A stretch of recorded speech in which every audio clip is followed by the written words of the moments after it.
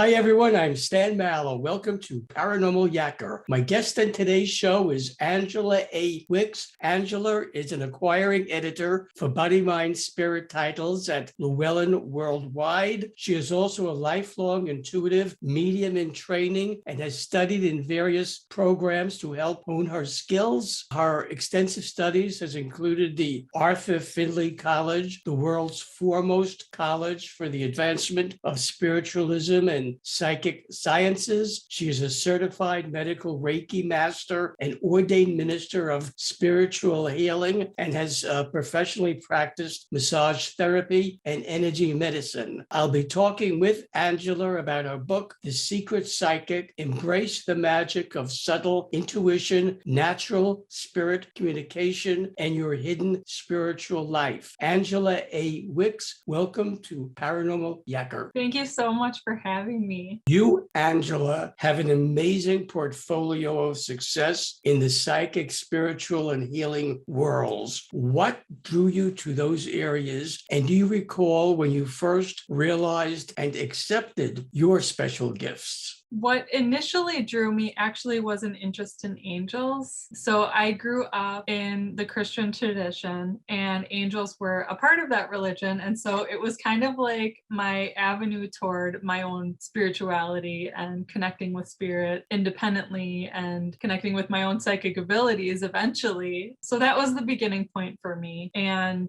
I just had this curiosity and this thirst to know more about the spiritual world, this other side of ourselves, and it just kind of led me here. What, Angela, does it mean to be a secret psychic? To me, what it means is if you are experiencing these subtle abilities, which we all have these abilities, and you feel like you can't share with other people about it for whatever reason, which we all have our different reasons. You might feel this fear about being judged or being dismissed, people not really believing the validity of what your experience might be, just whatever sense it might be for this feeling that you don't want to share about these amazing experiences that you're having. But it's the people who are experiencing these subtle abilities and want to learn more. There's this thirst for knowledge, this interest in learning about, what exactly is this experience all about? And how can I consciously engage with these abilities and become more skilled in ways that will help influence my own life in positive ways? There are people who are learning about these abilities, the spiritual side of themselves, and they're learning independently and in this kind of hidden inner world that they have for themselves. What challenges have you found secret psychics face, and how do you advise they deal with those challenges? One of the biggest challenges is when you want to start sharing with other people, figuring out how to go about doing that, because by that point, it can feel like this huge secret that you have and almost like you're just dropping a bomb on whoever it is that you're wanting to share with. So there's this hurdle of how do I go from this point to this point in learning how to connect with other people and share this side of myself. And that's something that I get into a lot in the book of how can you take it in smaller steps in ways that feel empowering for you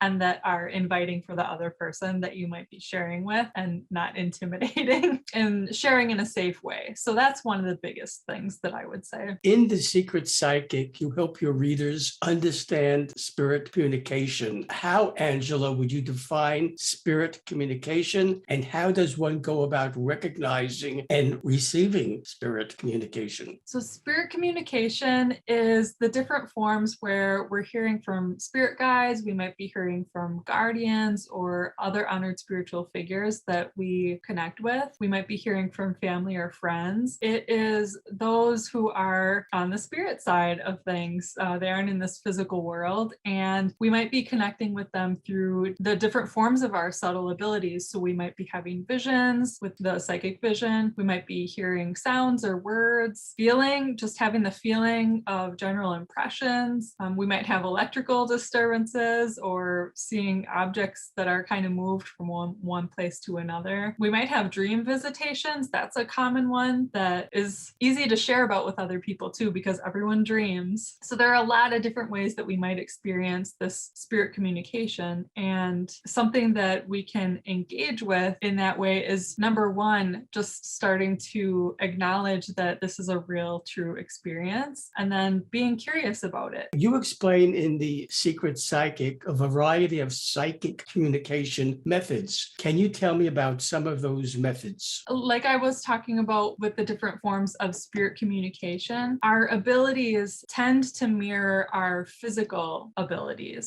So we have the psychic sight, psychic hearing, psychic taste and smell, psychic touch. There's also inner knowing, where it's just like you all of a sudden know this information and you feel it in your gut that it's true, even though you have no idea where that information might have come from. There's also this psychic sense of emotion where we can connect with what other people are feeling emotionally, and also psychic thought. This is something that was very surprising for me when I was younger. I would tend to hear other people's thoughts and not understand where it was coming from. And a lot of times we interpret these things that might be coming from other people as our own. This especially becomes confusing with the psychic emotion, where we might be absorbing other people's emotions and those types of things. The more that we become familiar with the different forms of our psychic ability, the more that we can start to practice with them and become more familiar when things are our own and when things are coming from externally. Your book, Angela, includes empowering support from professional psychics, mediums, and intuition experts who share their knowledge and wisdom to help secret psychics embrace their personal energetic power. How were you able to get so many top professionals to share their incredible wealth of knowledge? Actually, most of the people that I ended up interviewing, I've worked with directly as their acquiring editors, and I've helped to develop their own books. I've had these firsthand connections with many of these individuals, and I've respected their work for a really long time. So I felt really confident in saying, okay, I know your work. I know you're very credible. I respect what you do, and I know you're legit. I knew that these were the individuals that, and there were so many other people that I could have chose from as well, but I had to narrow it down somehow. So it was through my work as an acquiring editor at Llewellyn that I pulled from many of those connections that I had. And then I've also met other people, like John Holland is someone that I have not worked with directly, but I have been in communication with him at different events previously. So there were really great people that I had the chance to check in with and see what their experiences have been. And happily, they shared them with you, and you're sharing them with your readers. So Yep. There were a lot of aha moments as I was reading their responses. So I'm really hoping that the insight that readers will get will be really validating for their own. How does one connect with and use their subtle intuition? There are so many different ways, and I have lots of practices in the book that I share. One really good starting point is always tuning into your breath and going into meditation. This helps you find your center and start to feel what your own energy looks and feels like. So coming into that space of stillness and just feeling what your own energy is feeling like. Listening to your own thoughts, you start to get familiar with the sound and tone and feel of that energy of your own thoughts. And then from there, the first practice that I have in the book is learning how to tune in and connect with a subtle intuitive message that you might have coming to you. The beginning part of that, again, is settling in, going into stillness, going into a meditative state, doing that breath work, relaxing your body. So that's definitely the starting point. The Secret Psychic is a great resource designed to help secret psychics explore and practice their abilities when they can't yet open up to those around them. At what point in their journey do they come out of the psychic closet, so to speak, and reveal their true psychic selves to others? And is it the same for everyone? I would say the point that they do that is when they feel comfortable doing that. And that's not to say that it's going to be easy and you're going to feel comfortable. uncomfortable about it. Like there's usually discomfort in revealing your true self when you've previously been hiding it. But what I mean to that is that you have this very strong yearning to share with someone else. And you kind of just know that, okay, now is the time. I'm ready. Like this is the point that I'm going to do it. And learning to listen to yourself and tune in to when you feel that point is the right time. The universe is always sending us mortals signs. Some see and embrace them. Some are totally oblivious. Others see the signs but choose to not accept or embrace them. To what do you attribute this reluctance by those who have psychic gifts that could help others, but they choose to block it out and won't use them? I think sometimes we're resistant because we just aren't ready to hear the messages. When we are ready and we want to start listening to like going into the flow of that energy, sometimes it leads to messages that help us realize that we might need to change ourselves. And so it's looking at that shadow side that we might have previously been resisting and hearing messages that might be a little bit uncomfortable to receive. I think sometimes that is part of what that resistance is about. How does someone integrate the spiritual experience to incorporate their intuitive and spiritual side as part of their whole self? That is a big question. And in the book, I devote an entire chapter to that topic. So there's a lot of different things that you can do. A starting point, a really good thing to pay attention to is figuring out what type of instruction makes sense for you and then following that path. Maybe right now you just want to read books and learn on your own, and that's totally fine. That's actually where many of the people that I interviewed in the book, myself included, that's where we all started, was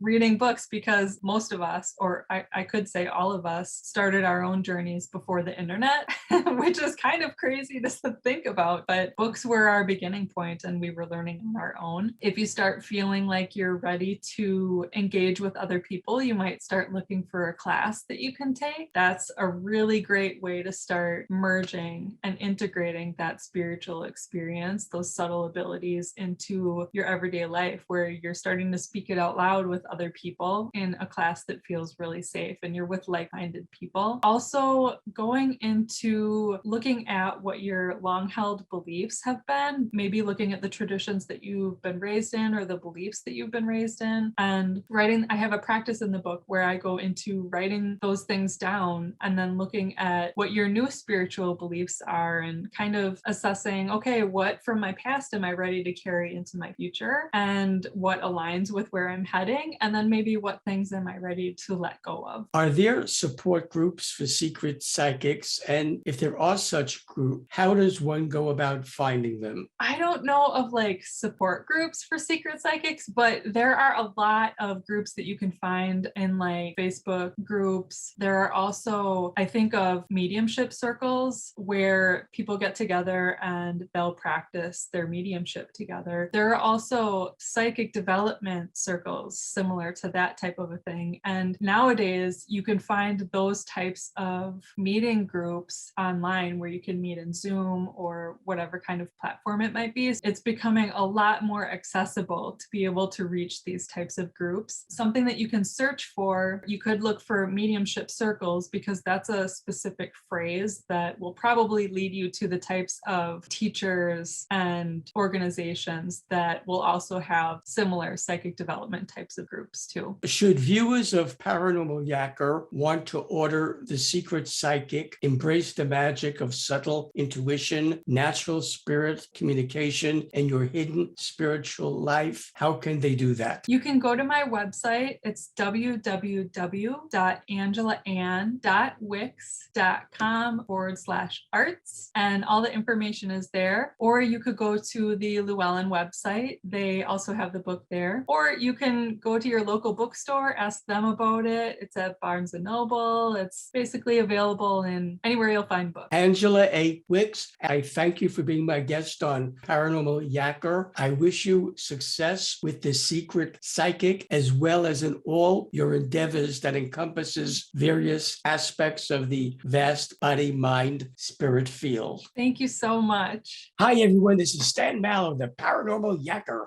I hope you enjoyed the interview you just watched so that you don't miss any of my upcoming shows, where each week you'll find me yakking with a different outstanding guest. Be sure to subscribe to my free YouTube channel. All you have to do is press the subscribe button on your screen.